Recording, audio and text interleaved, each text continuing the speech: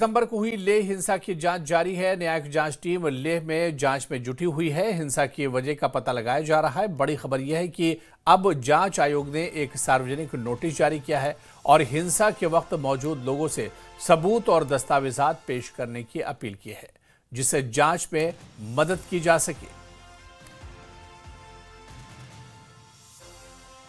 तो आपको बताते चलें कि 24 सितंबर को लेह में जिस तरह से हिंसा हुई थी, इस हिंसा को लेकर अदालती तहकीकात चल रही है, न्यायिक जांच चल रही है और न्याय जांच टीम लेह में पहुंची है, जहां जांच में लगातार ये टीम जुटी हुई है।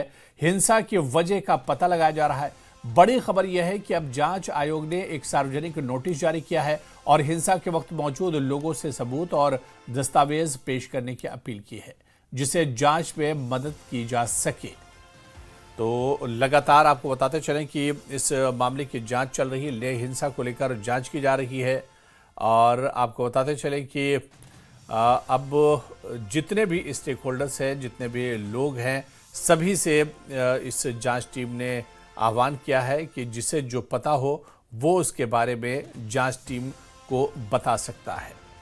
तो आपको बताते चलें कि ये काफ़ी अहम माना जा रहा है और इसके अलावा आप देखिए कि जांच आयोग ने एक सार्वजनिक नोटिस जारी किया है और हिंसा के वक्त मौजूद लोगों से सबूत और दस्तावेज पेश करने की अपील की है, जिससे जांच में मजीद एक तरह से मदद मिल सकती है।